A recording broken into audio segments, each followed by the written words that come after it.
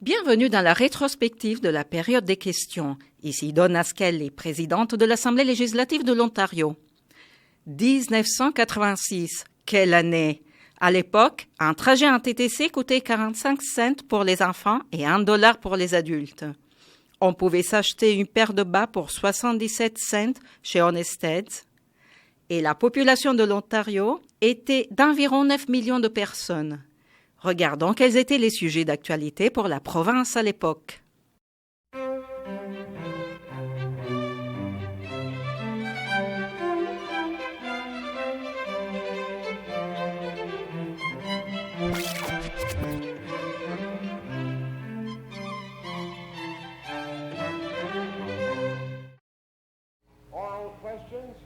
Des questions orales.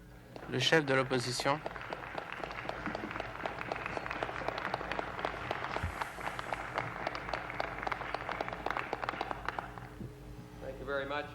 Merci, Monsieur le Président. Je voudrais tout simplement souhaiter la bienvenue à tous les députés de l'Assemblée, ceux qui viennent du Nord ou de l'Est. Nous avons dû dépenser 200 000 $ pour vous envoyer là-bas, mais nous sommes contents de vous voir ici. J'ai une question pour le ministre de l'Industrie, du Commerce et de la Technologie. Pendant que le ministre était à l'étranger, en Orient, pour essayer d'attirer des investissements en Ontario, il y avait quelque chose qui se passait au sein de General Motors à Oshawa. La compagnie n'embauchait pas tous ses employés en Ontario. Il passait des annonces à l'étranger, dans le Daily Mirror de Londres, pour des ouvriers spécialisés. Ils offraient. Est-ce que le ministre est au courant de cet état de choses et qu'est-ce qu'il en pense? Merci, Monsieur le Président.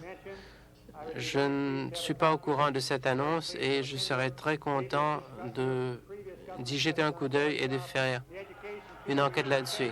Et peut-être que si le précédent gouvernement avait fait son travail comme il fallait, nous n'aurons pas à faire face à ce problème aujourd'hui.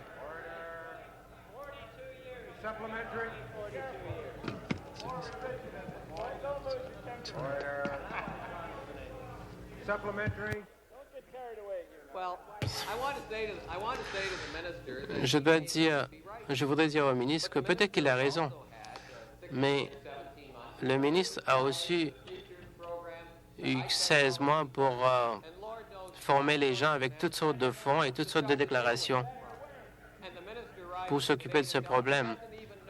Et le ministre maintenant déclare qu'il n'est pas au courant de cela. Maintenant, disons en partant du fait que AMC a fait de leur mieux pour attirer des employés, est-ce que vous pouvez nous assurer ici que ces annonces sont appropriées ou non? Je serais très content de recevoir une copie de cette annonce, comme j'avais dit plus tôt. Je n'ai pas l'habitude de dire aux compagnies de ce qu'ils peuvent faire et ce qu'ils ne peuvent pas faire, mais je crois que le chef de l'opposition doit reconnaître que la compagnie qu'il attaque maintenant a dépensé plus de 2 milliards de dollars pour la création d'emplois prochainement. Alors,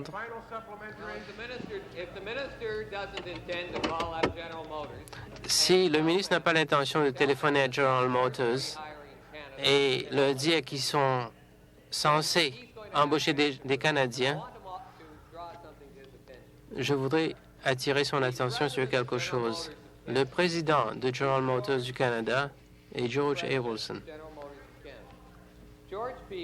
George Peoples est l'un des membres nommés par le premier ministre de l'Ontario comme au sein de son conseil pour aider à la création d'emplois en Ontario.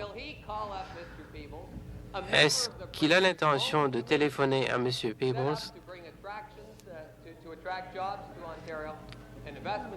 qui est membre de son conseil qui est censé s'occuper de la création de l'emploi en Ontario, et lui demander s'il va s'occuper de ses affaires ou est-ce qu'il a l'intention de démissionner.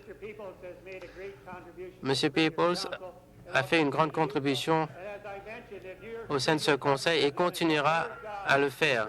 Et je dois dire que si le précédent gouvernement avait fait son travail comme il fallait pour la formation des gens, nous n'aurons pas ce problème.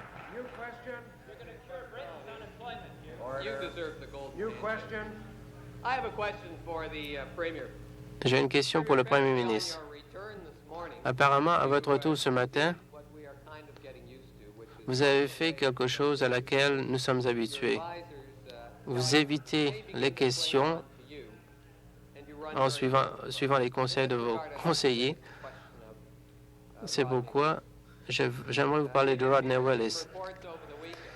Il paraît, d'après ce qu'on a lu cette fin de semaine, que vous l'avez convoqué,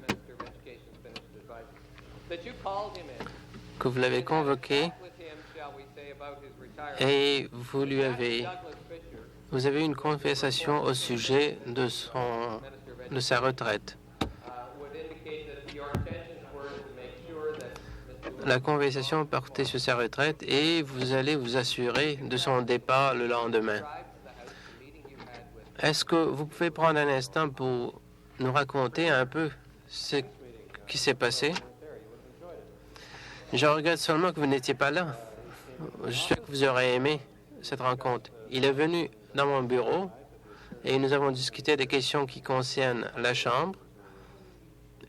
Il s'y connaît très bien, étant donné qu'il était là pendant de nombreuses années. C'est Roderick, je dis bien Monsieur Lewis et non pas Rodney. La conversation était très agréable et je lui ai dit que j'étais d'avis qu'il est temps de changer, qu'un changement est nécessaire en Chambre. Étant donné qu'il a travaillé tant d'années et qu'il est âgé de 75 ans, il est temps maintenant de prendre sa retraite. Il a accepté mon conseil et il a pris sa retraite.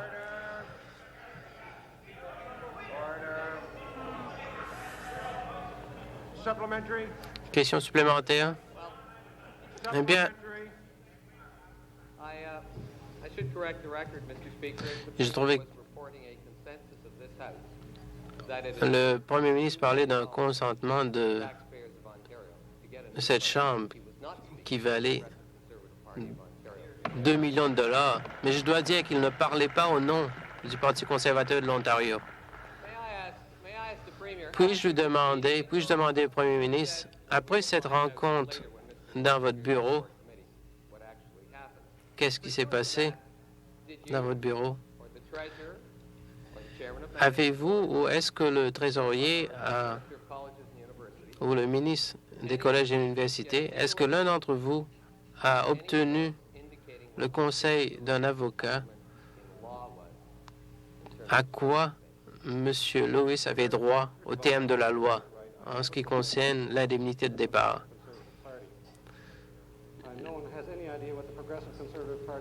Je ne parlais pas au nom du Parti conservateur parce que personne ne sait quelle est l'opinion du Parti conservateur sur quel que soit le sujet.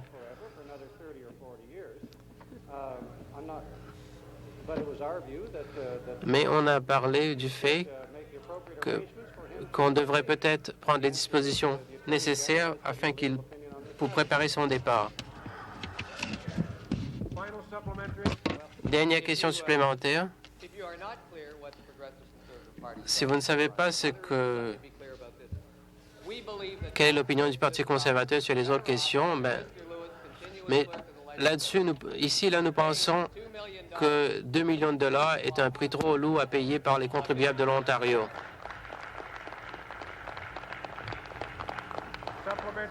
Question supplémentaire. Ma dernière question supplémentaire est celle-ci.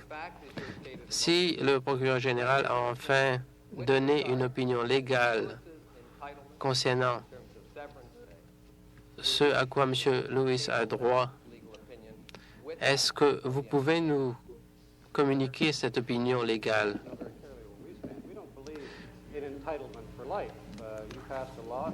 Nous ne pensons pas qu'il s'agit là d'un montant qui sera versé d'un prime pour la vie.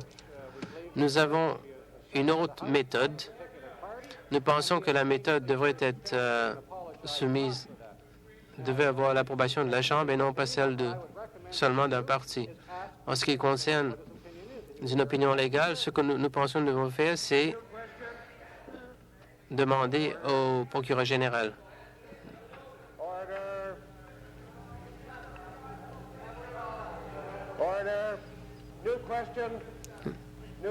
Nouvelle question, le député de York South.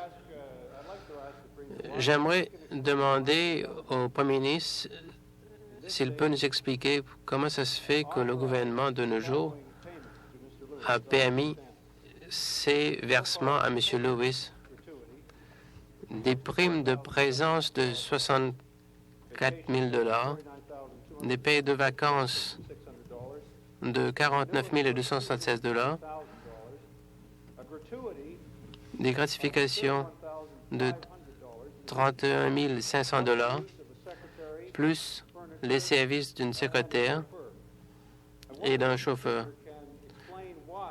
Je me demande si le Premier ministre peut nous expliquer comment ce niveau de dépenses extraordinaires au profit d'un individu, d'une personne qui est maintenant âgée de 75 ans, comment cela a été fait et est-ce qu'il peut nous assurer si ces dépenses qui ont été approuvées seront présentées en Chambre afin que la Chambre puisse étudier ces dépenses. Je vais référer cette question au ministre, au trésorier. Le député a donné une liste de dépenses qui peut être étudiée par n'importe quel comité, y compris celui qui s'occupe des subsides. Mais je peux assurer à la Chambre que ce montant est disponible et nous ne faisons que maintenir le salaire du greffier qui a été établi en 1974 et les autres en conseil lui ont donné une prime pour le reste de sa vie. Je crois qu'il ne fait que recevoir ce dont il a droit. Question supplémentaire.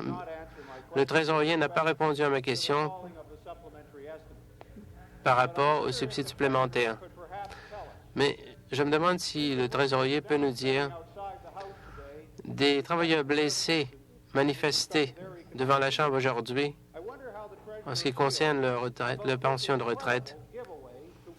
Comment est-ce que le trésorier peut expliquer qu'on offre un tel montant à une personne et en même temps que 315 000 personnes remerciées dans cette province ont reçu une prime de départ? Qu'est-ce que le gouvernement a l'intention de dire aux travailleurs blessés, aux travailleurs qui étaient remerciés, alors qu'on offre 200 000 $ à une personne? Comment pensez-vous que la population de l'Ontario réagira à cette action?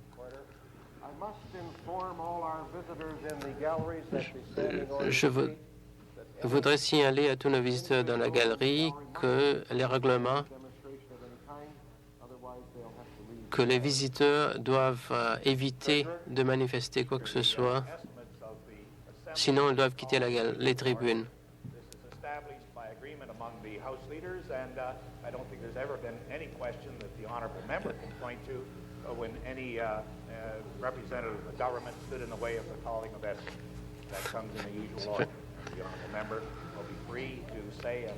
Le député peut dire et faire ce qu'il veut, mais tout cela est décidé en collaboration avec les autres députés de la Chambre.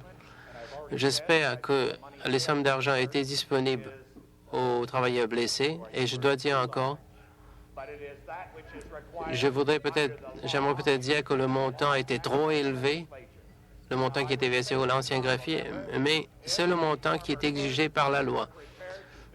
Et je dois dire que si l'ancien greffier était prêt à quitter sa place pour un montant inférieur, nous aurions été très contents de lui donner satisfaction. Mais le greffier avait indiqué qu'il n'avait pas l'intention de le faire. Et ce que nous avons fait est tout à fait légal. Et le comité qui avait pris cette décision n'était pas du tout influencé par le gouvernement. Et nous avons voulu nous assurer que le nouveau greffier puisse entrer en fonction sans problème. Le gouvernement avait fait face à une situation difficile et il a paniqué. Et il a paniqué face à une personne qui, on peut dire, était bien nantie. Nous espérons seulement qu'il agirait de la même manière quand il s'agit d'autres personnes. Et je voudrais lui demander comment ça se fait que le gouvernement refuse d'indexer les pensions pour ceux qui reçoivent des pensions d'organismes privés, alors que le montant que M. Lewis devait recevoir était 38 400 $ pour sa paye de 86-87, une prime de 60 000 $. Aucun travailleur n'a reçu une telle pension et son collègue, le ministre de la Consommation et de la Coopération, a refusé systématiquement de nous donner une telle assurance. Que pense-t-il de la situation des pensionnaires? Je n'aime pas ça du tout. Et je peux être très franc à ce sujet, mais je dois signaler aux députés que l'ancien greffier avait le droit de continuer dans son poste aussi longtemps qu'il était capable de le faire et qu'il voulait le faire. Okay. Nouvelle question à l'ordre. À l'ordre. Nouvelle question, le député de York South. C'est vraiment le manque de gestion le plus extraordinaire. Personne en Ontario a reçu ce genre de prestations. Et c'est là un message très néfaste au peuple de l'Ontario. Question? Est-ce qu'il y a une nouvelle question? Avez-vous une nouvelle question à poser? Oui, la nouvelle définition de l'équité salariale. Ma question s'adresse au Premier ministre et traite donc de la révision du contrôle des loyers. Le ministre de Logement a dit ce que la plupart d'entre nous a pu étiqueter dans déclaration assez claire, c'est-à-dire que si on ne suit pas ce que veut le gouvernement, eh bien, le bill ne sera plus. Et j'aimerais donc demander au Premier ministre s'il est prêt ou non à accepter le désir de l'Assemblée pour ce qui est du bill 51, et cela respecte donc l'accord qu'il a signé, lui, en juin 85, donc, qui assurait des contrôles de loyers équitables pour les Ontariens. La réponse au leader honorable est donc la suivante. C'est là quelque chose d'unique dans l'histoire de notre province. Nous vivons dans un système très polarisé où les locataires et les propriétaires se crient entre eux, personne n'écoute. C'est une situation que l'on voit partout dans la province et c'est une polarisation qui a eu au cours des 10 dernières années. Il semblerait qu'il y a un manque d'entente ici. Et il y a eu divers groupes, des représentants des propriétaires ainsi que des locataires qui ont donc eu un accord. Et en même temps, nous avons cherché à inciter la construction de nouveaux logements. Je sais qu'il y a des extrémistes de part et d'autre qui n'y croient pas. Et je sais également qu'il y a certaines personnes qui ont certains intérêts politiques qui ont pris certaines positions très extrêmes. Mais je vous rappelle que c'est là une situation unique et c'est un projet de loi très fragile, étant donné qu'il y a beaucoup de choses à considérer ici. Et je crois que la plupart des gens ici reconnaissent qu'il s'agit ici d'un problème d'envergure. Et Je crois que beaucoup d'observateurs, on peut remarquer que c'est là une solution qui protège les deux côtés. Alors, ce que je dis à mon honorable collègue, c'est au lieu de prendre la position extrême, prenons plutôt la procédure modérée et examinons la question de façon raisonnée. Voyons donc les applications que ça peut avoir à court terme. Et c'est ce que nous essayons de faire, supplémentaire. Je ne crois pas que j'ai entendu de réponse à ma question, Monsieur le Président. Ce que le Premier ministre dit, c'est qu'une entente en privé qui a été faite à huis clos entre les représentants de chaque parti a en fait surpassé ce qui a été décidé au sein de cette Chambre. J'aimerais donc poser la question suivante au Premier ministre. Est-ce qu'il peut nous assurer qu'en fait, le consensus de cette Chambre va prévaloir et qu'on pourra démocratiquement améliorer un projet de loi qui a été donc modifié au moins 100 fois par le gouvernement et qu'en fait, l'amélioration est perçue par la plupart des gens, des propriétaires et des locataires qui donc suivent de près ce qui se passe avec ce projet de loi, le voient donc et voient que, en fait, dans ce projet de loi 51, il y va de leur intérêt. Oui, nous appuyons tout ce qui peut, en fait, améliorer ce projet de loi. Maintenant, d'après vous, l'amélioration de ce projet de loi n'est peut-être pas celle que j'ai moi. Mais il ne faut pas avoir une vue simpliste des choses, car je crois que nous avons réussi à avoir un bon équilibre des choses. Nous voulons absolument améliorer ce projet de loi, mais vous devez également tenir compte de ce qui se passe. Vous devez également tenir compte des principes. Ces principes sont toujours là, ne sont pas touchés, tels que le désire cette Chambre. Mais nous ne devons pas perdre de vue ce que nous essayons de faire par l'entremise de ce bill. À l'ordre. À l'ordre. À l'ordre. J'aimerais vous rappeler que, en fait, vous êtes en train de gâcher votre temps. C'est votre temps, là, que vous gâchez. Dernière supplémentaire, député de York South. Est-ce que je peux déduire, donc, d'après ce que le Premier ministre a dit, que si la Chambre donne son approbation pour un amendement qui indique clairement qu'il y aura une augmentation des loyers de 4 pour tous les locataires de cette province, qu'en fait, ceci fera foi de loi au sein de cette province et que vous ne vous débarrasserez pas de ce bill, ni que vous la modifierez. J'aimerais dire à mon honorable collègue que je respecte ce bill. Il ne faut pas percevoir les choses d'une façon simpliste. Il ne faut pas non plus ressasser certaines questions qui reviennent sans arrêt à cet égard. Par exemple, il ne faut pas oublier qu'il s'agit ici de personnes qui pensent que les principes de ce projet de loi sont modernes et en valent la plaine. Il ne faut pas donc ressasser des questions qui datent d'il y a 10 ans dans ce débat, parce qu'on recule, on n'avance pas. Par conséquent, embarqué dans les années 80, il faut analyser ce bill en fonction de cela, parce que c'est un bill d'aujourd'hui. Si on peut l'améliorer, tant mieux. Il ne faut pas oublier que beaucoup d'observateurs neutres ont pensé que ça a été bien fait. Député de Parry Sound, Monsieur le Président, j'ai une question adressée au Premier ministre. Le Premier ministre a indiqué plus tôt cet après-midi que l'ancien greffier, Monsieur Lewis, avait le droit de tenir sa place jusqu'à ce qu'il puisse encore ou qu'il est en mesure de le faire. Est-ce que cela voudrait dire qu'il n'est plus capable de faire ce travail? J'aurais apprécié que mon cher collègue ne mette pas les mots dans les bouches comme ça.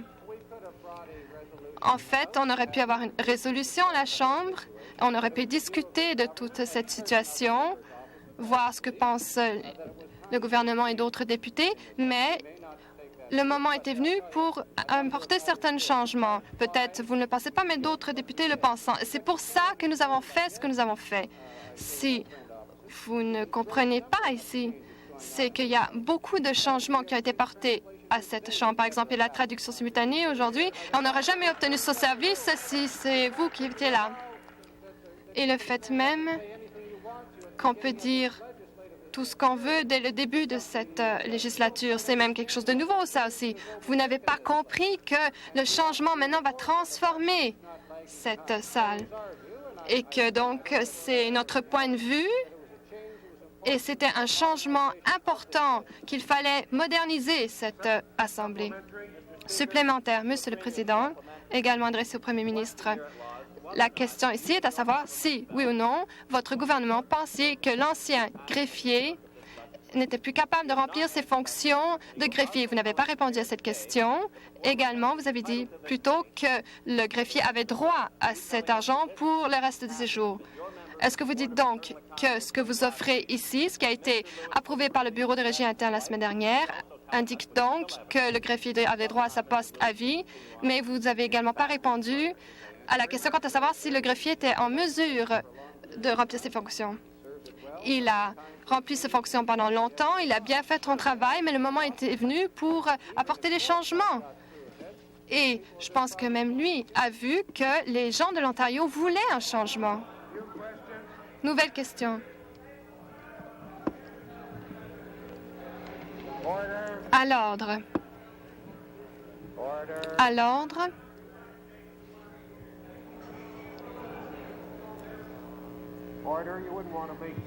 À l'ordre. Vous n'aurez pas que le député de Walton crie. Le député de Walton, Monsieur le Président, ma question s'adresse au ministre de Commerce et des Relations. Il a indiqué que les chiffres de Statistique Canada ont montré qu'il y avait certains profits de 292 millions de dollars au cours du deuxième trimestre cette année. Étant donné donc, Monsieur le ministre, que c'est 2,5 fois les chiffres qu'on a vus la semaine dernière et de 12% plus élevés avant un trimestre similaire, je me demande si le ministre maintenant reconnaîtrait que d'abord les compagnies d'assurance font cher au profit ou au détriment plutôt de la population de l'Ontario et qu'on devrait peut-être réduire cet accroissement des primes d'assurance automobile, entre autres.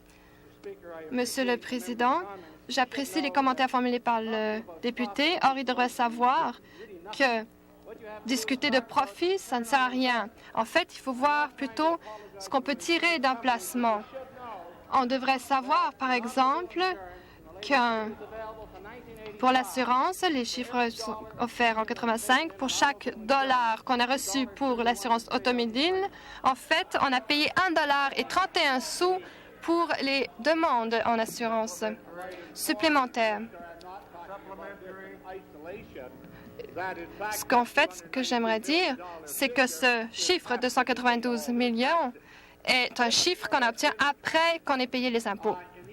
Également, j'aimerais indiquer que pour ce qui est des systèmes d'assurance automobile, si l'on tient compte de ceux qu'il y a dans d'autres provinces, le Manitoba, Saskatchewan et la Colombie-Britannique, par exemple, est-ce qu'on pourrait avoir, par exemple, un article 131 de la loi sur l'assurance qui permet de négliger certains taux qui sont discriminatoires ou qui sont pas raisonnables? Monsieur le Président, en fait, je devrais vous dire que cette clause est maintenant une clause dont il est question depuis 50 ans. Et je peux vous dire également qu'en Alberta, où il y a un tel programme, que si ce plan donc existait en Ontario, cela voudrait dire que les Ontariens auraient payé entre 8 à 39 % de plus, si tel était le cas. Nouvelle question, le député de Brampton. Monsieur le Président, dans la belle ville de Brampton, il y a une grande population portugaise qui sont des citoyens de ma communauté et il semblerait que Ottawa a également essayé d'obtenir des visas pour ces personnes. Donc, j'aimerais maintenant parler au ministre de Citoyenneté et de la Culture et j'aimerais savoir si oui ou non on a essayé de faire quelque chose pour la consultation pour ce qui est de ces visas avec ce gouvernement. Merci beaucoup. Le 16 juillet, On a eu des entretiens avec l'honorable ministre et on lui a indiqué très clairement que nous étions fort déconcertés par les mesures ou les lois discriminatoires qui ont été prises à l'égard de ce groupe de personnes et de visiteurs. On a également indiqué au ministre que, en fait, les familles avaient beaucoup de problèmes, que c'était dur pour eux. Et on lui a demandé son assurance. Et il a également dit qu'il ferait son mieux. Or, les visiteurs du Portugal qui arrivent en bonne et due forme auraient les mêmes droits que d'autres visiteurs. Je me rends compte que c'est là une question délicate et notre ministre en a tenu compte. Supplémentaire, Monsieur le Président, j'aimerais démontrer ce que l'opposition officielle pense de notre communauté. J'aimerais vous lancer quelque chose comme ça parce que franchement, c'est une question très grave au sein de ma communauté. Supplémentaire, j'aimerais savoir ce que le ministre a fait pour ce qui est de la rétractation ou du changement de ces demandes de visa. À l'ordre. À l'ordre. À l'ordre.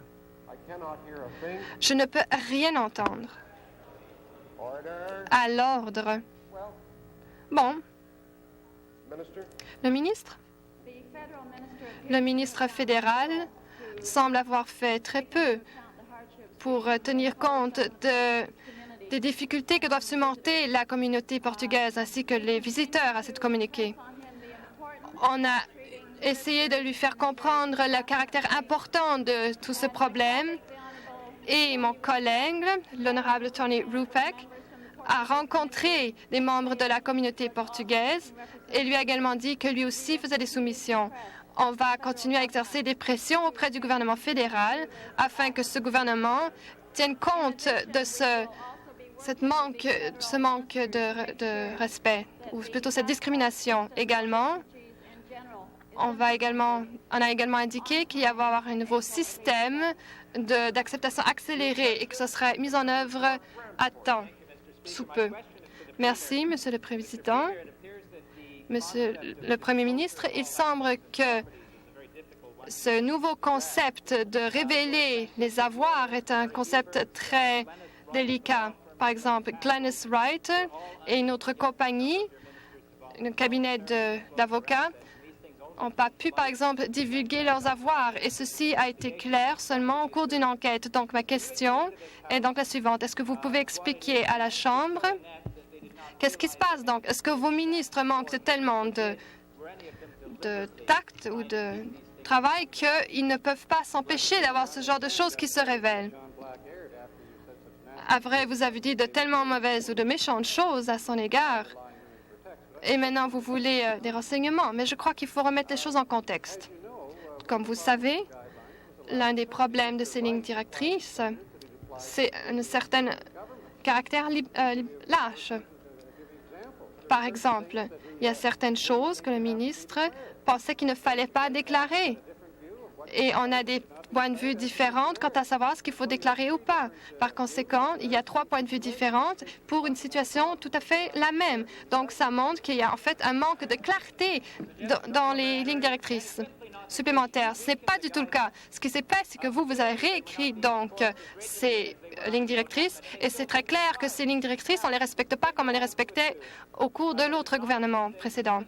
Également, j'aimerais indiquer que le ministre des Mines et Ressources n'a pas divulgué qu'il avait des propriétés pour la pêche et d'autres également. Et je ne cite ici qu'il y a une série d'erreurs et que même il y a ici un ministre qui a omis de divulguer qu'il y avait des intérêts dans 28 placements. Est-ce que vous pourriez donc indiquer que c'était là des erreurs honnêtes et veuillez nous indiquer que aucun de ces intérêts auxquels vos ministres ont participé avait à voir donc avec le gouvernement de l'Ontario? Je suis sûre que vous pourrez voir que ce sera fait. Je respecte votre opinion, mais je ne peux pas non plus élaborer à ce sujet. Nouvelle question. À l'ordre. Député de Windsor-Riverside. Monsieur le Président, j'ai une question qui s'adresse au ministre de la Santé qui traite de la nouvelle tactique des médecins de savoir contourner la surfacturation. Et il y a eu 2 citations qui ont été envoyées, l'une du centre de Yorkville, et je cite, « Nous avons des difficultés financières. S'il vous plaît, discutez-en avec notre gérant d'affaires. » Un autre vient de Dr. James Pops, qui indique, outre les personnes qui m'ont parlé et qui m'ont demandé une participation au sein du programme, les personnes âgées et les autres connaissent des difficultés. Est-ce que le ministre voudrait arrêter donc ces problèmes et donc de se débarrasser du Bill 94? J'aurais apprécié que ces messieurs partagent également ce qu'ils ont eu à dire avec moi-même. Je reconnais qu'il y a des problèmes pour ce qui est de cette surfacturation et je crois que je vérifierai, que j'examinerai de plus près les énoncés supplémentaires.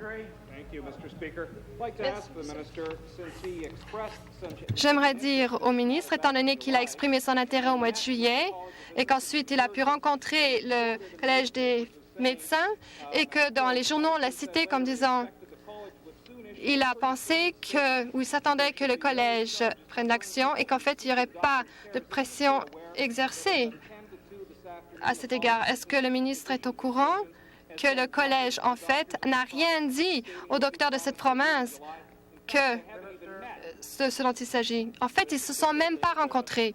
Monsieur le Président, je crois que, étant donné cette situation, je crois que c'est vrai, même si, en fait, le message a déjà été distribué et ce message représente non seulement les préoccupations de ce ministre, mais également, j'aimerais vous dire que j'ai pu parler avec le président de l'Association ontarienne des médecins. Également, j'ai pu avoir certaines correspondances avec d'autres associations qui ont témoigné de ces cas et je crois si on était capable de passer en revue cette question, j'ai ici une lettre qui date du 7 octobre que beaucoup de députés, en fait, demandent des prestations pour des services offerts qui ne sont pas assurés. Et en fait, cette définition de service non assuré est assez élevée, ou plutôt les frais demandés sont très élevés.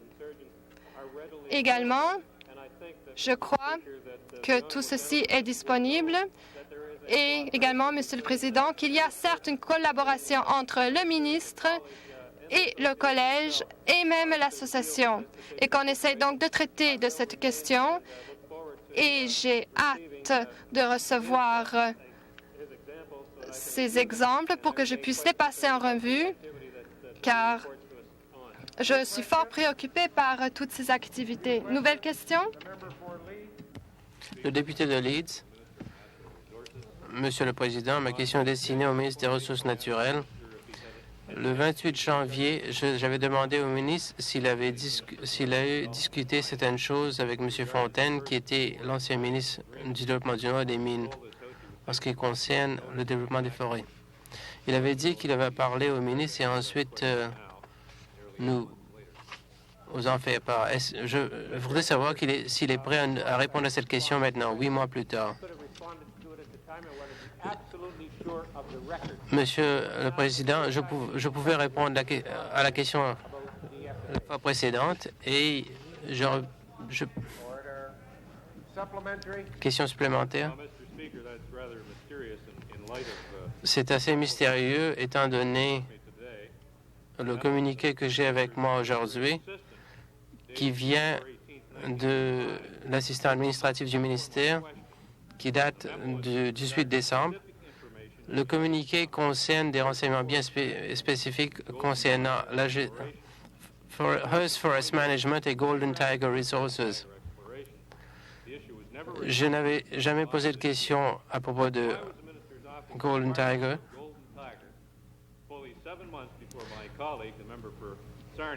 Pourquoi est-ce que le ministre a parlé de Golden Tiger environ 5 mois avant qu'on a fait la connexion avec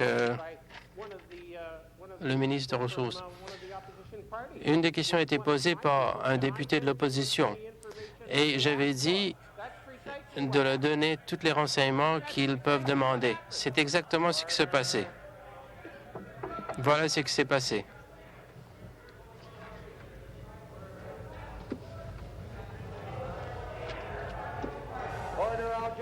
À l'ordre, je vais attendre. Je vais attendre. À l'ordre. Nouvelle question, le député de Nickel Belt. Merci, Monsieur le Président. Ma question est destinée au ministre des Affaires municipales concernant sa décision de nommer un comité, de nommer le conseiller plutôt que d'organiser une élection. Est-ce que le ministre peut nous dire pourquoi, malgré une décision unanime pour avoir une élection pour remplacer ce conseiller, pourquoi le ministre a décidé de nommer le conseiller? Monsieur le ministre, Monsieur le Président, je voudrais informer mon collègue que le conseil de Chapleau a, depuis quelques semaines, a tenu plusieurs réunions et n'ont pas pu trouver de solution. Tout le monde voulait se porter candidat à ce poste et cela aurait créé 2 ou 3 postes vacants ou vacances au sein du Conseil. Ce que j'ai fait, Monsieur le Président, je n'ai fait que suivre à la lettre la section 45 45 de la loi sur la municipalité qui offre au ministre la possibilité de nommer un conseiller. Question supplémentaire. Malheureusement, je sais ce que vous avez fait. Ce qui m'inquiète, c'est le fait que vous avez ignoré complètement le vœu du Conseil. Avez-vous l'intention, est-ce que vous, d'étudier à nouveau cette décision? Monsieur le Président, je n'ai pas l'intention de changer d'avis. C'est le privilège du ministre et du ministère de nommer des conseillers ou des échevins. Et c'est ce qui s'est passé, Monsieur le Président, dans 185 municipalités depuis les dernières élections municipales. Personne n'a choisi d'avoir des élections. Et la décision du ministre et du ministère restera.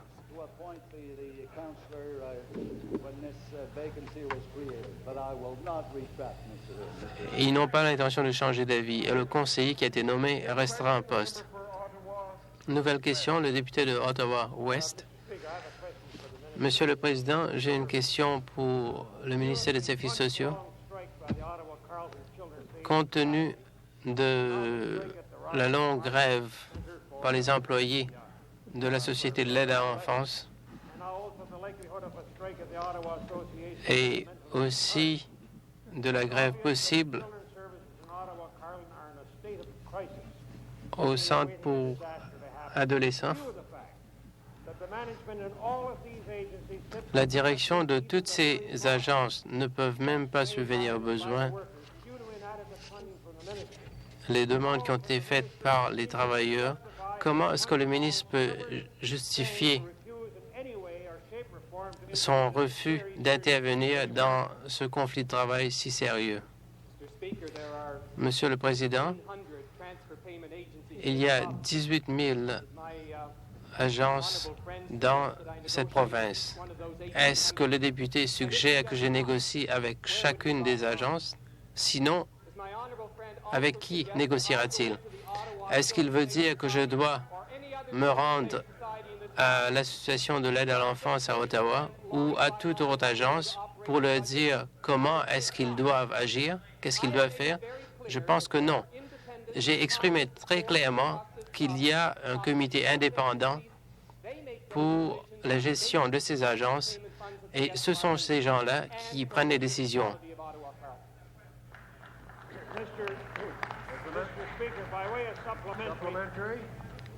Ma question supplémentaire, je voudrais tout simplement signaler au ministre que c'est lui qui, en dernier lieu, est responsable et qu'il ne peut pas se débarrasser de cette responsabilité.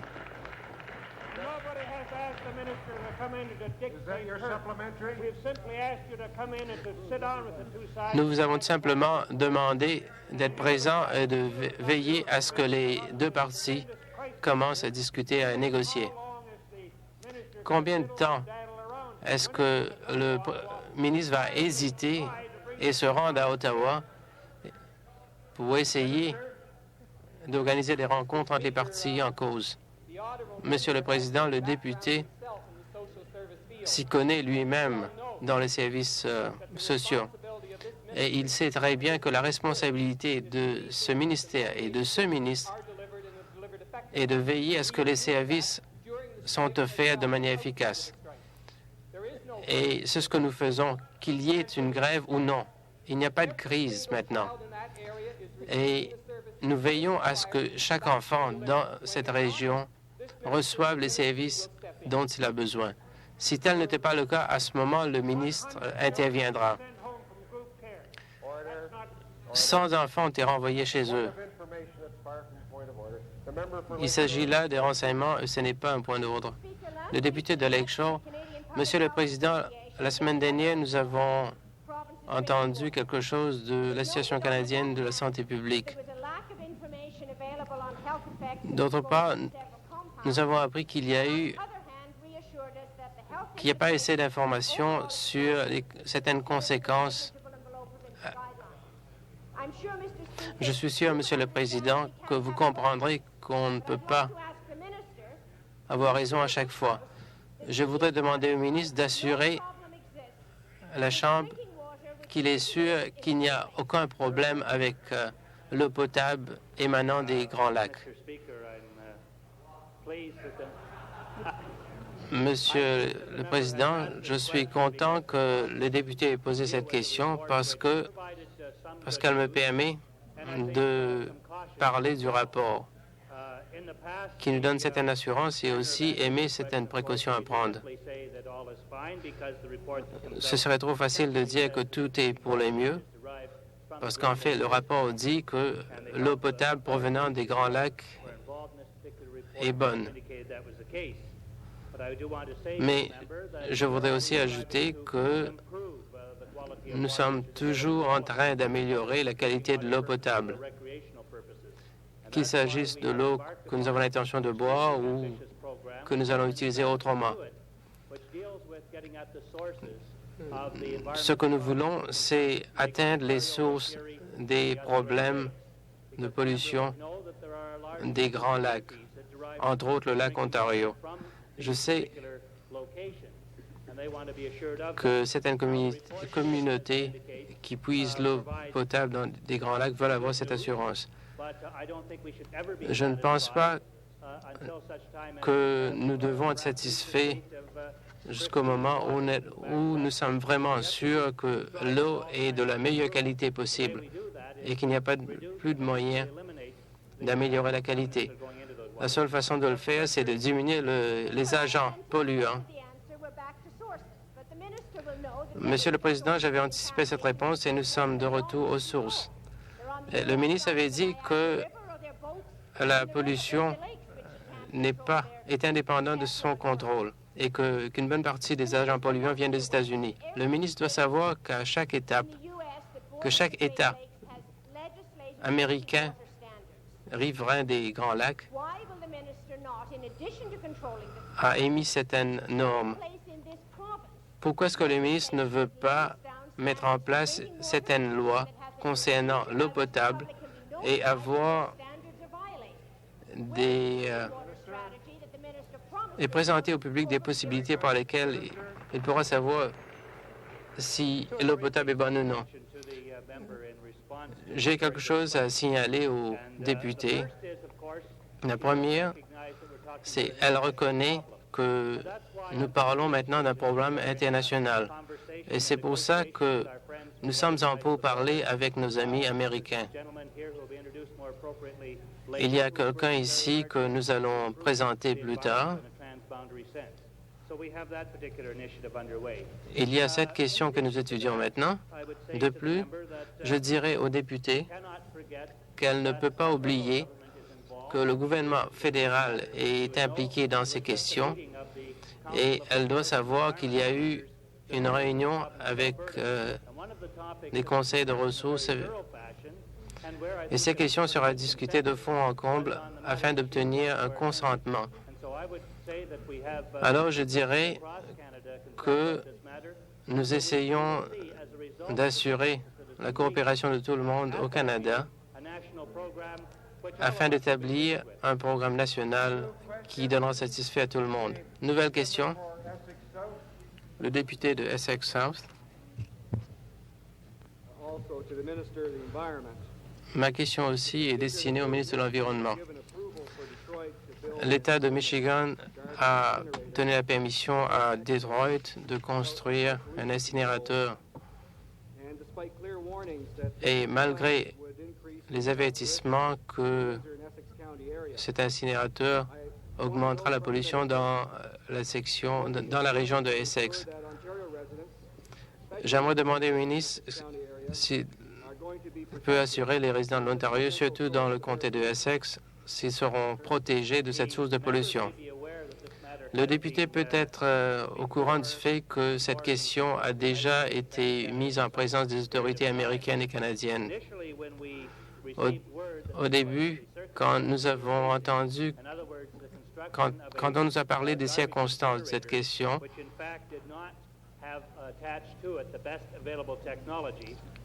et que la technologie la plus récente n'a pas été adoptée pour la construction, à la suite, nous avons fait des représentations directes au gouverneur et au département des ressources naturelles de l'État de Michigan. Nous avons obtenu un mémoire selon lequel l'État de Michigan et la province de l'Ontario peuvent discuter de ces questions ensemble. Et je peux assurer le député que ces questions seront discutées ainsi qu'avec le ministre fédéral de l'Environnement, M. Tom McMillan, qui a fait des représentations par l'intermédiaire du secrétariat des Affaires extérieures, M. Joe Clark, et par le Environmental Protection Agency des États-Unis. Nous avons envoyé une lettre au gouverneur de l'État du Michigan pour expliquer la position de l'Ontario. Question supplémentaire? Merci, Monsieur le Président. La question supplémentaire est destinée au ministre de l'Environnement. Je comprends à mon désarroi que le Environmental Protection Agency devra révoquer le permis de construction de cet incinérateur. Quelles mesures est-ce que le ministre compte prendre pour assurer que des mesures anti-pollution des dispositifs anti-pollution seront utilisés? Est-ce qu'il a l'intention de contacter des autorités politiques de l'État de Michigan pour assurer que l'incinérateur ne pose pas de problème à l'environnement? Nous sommes très déçus que le EPA a dû abandonner la poursuite qu'il avait intentée à l'État de Michigan. Ils l'ont fait parce qu'ils pensaient qu'ils n'avaient pas des arguments très valables en cours.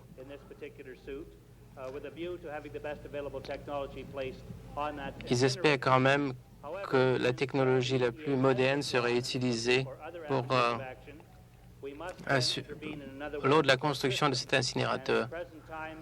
À présent, en consultation avec les avocats américains, nous essayons de mettre sur pied, d'établir la meilleure stratégie possible pour assurer que la meilleure technologie possible est utilisée lors de la construction de cet incinérateur dans l'État du Michigan. Ça, c'est... J'ai une question pour...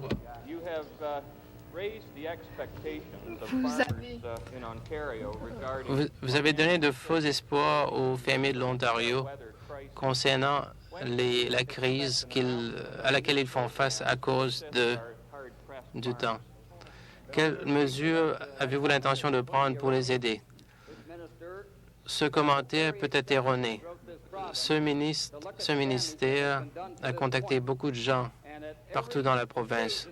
Et à chaque occasion que j'ai eue pour parler aux fermiers et pour parler aux gens concernés, je me suis exprimé très clairement pour dire que, à moins d'une évaluation totale des dommages subis par les fermiers, je crois, vous savez,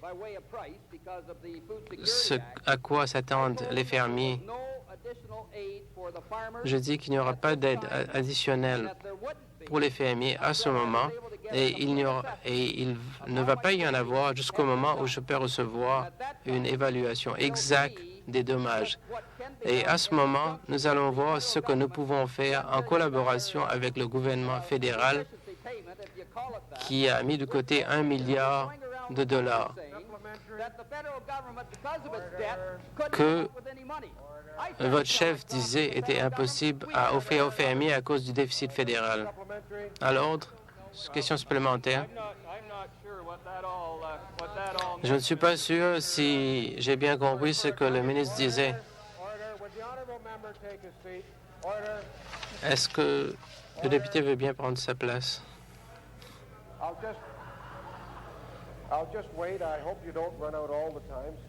Je vais attendre. J'espère que vous n'allez pas perdre tout le temps. C'est difficile de poser une question supplémentaire à partir de cette réponse, Monsieur le Président. Voulez-vous essayer? Oui, je vais essayer. Si le ministre veut bien étudier ce qui s'est passé, il apprendra qu'il y a eu des records de pluviométrie un peu partout dans la province. Il y a des cas uniques, donc des mesures uniques doivent être prises. Quand allez-vous cesser de vous occuper de votre image et vraiment tenir compte des intérêts des fermiers de la province? Monsieur le ministre, mais il est intéressant, Monsieur le Président, que le député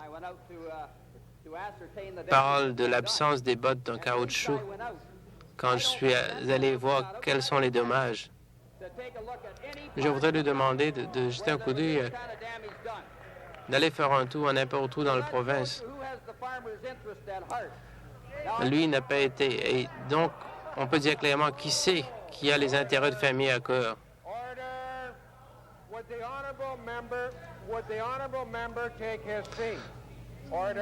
Est-ce que le député veut bien s'asseoir? À l'ordre.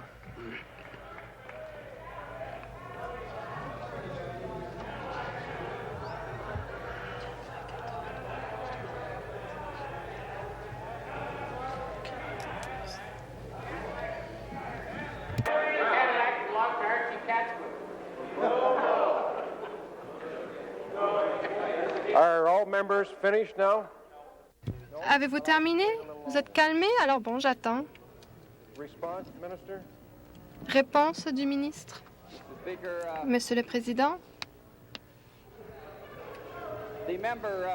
le député m'a pas appris grand-chose tout à l'heure.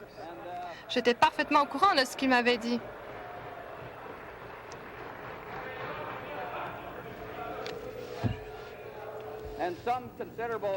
Et Il y a, voilà, déjà quelques semaines auparavant, on a pu voir qu'en fait, il fallait se rendre compte qu'il y a beaucoup des récoltes qui ont été touchées. Certaines ne pouvaient pas être cultivées. En fait, au enseignement ministériel, on en a parlé.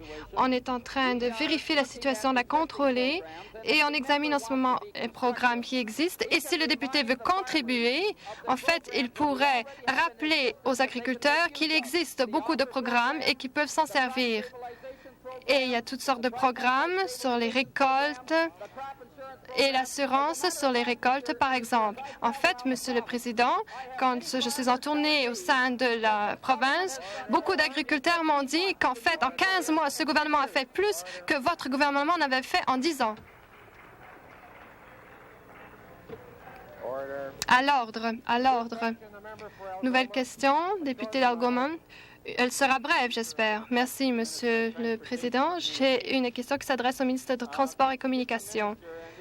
Est-ce que le ministre et est-ce que le gouvernement provincial est au courant que la corporation Algoma Steel a en fait accordé très peu de temps pour réagir à la demande qu'il avait faite pour réduire les taux du fret, par exemple dans la région de Wawa jusqu'à Sault-Sainte-Marie? Et est-ce qu'il pourrait faire rapport à la Chambre qu'en fait, le gouvernement fédéral et le provincial ont déjà eu affaire avec cette compagnie pour voir qu'est-ce qu'on allait faire des emplois au sein du ACR et qu'est-ce qui allait se passer pour les emplois à Sault-Sainte-Marie? Qu'est-ce qui va se passer? Qui va prendre contrôle de qui? À l'ordre. Monsieur le Président, je n'ai pas à portée de la main tout de suite tous les renseignements que voudrait avoir le député. Par exemple, par contre, je peux lui dire qu'il y a certes des discussions au niveau fédéral avec ça. Je n'ai pas les détails précis pour ce qui est de Algoma, mais je suis sûre que le député est fort au courant que nous allons nous servir de tous les modes de transport qui nous sont offerts, et qu'on allait donc se servir de ceux qui sont économiquement intéressants dans la région. Je vais essayer d'obtenir les détails dès que possible. Le député, c'est tout donc pour ce qui est des questions.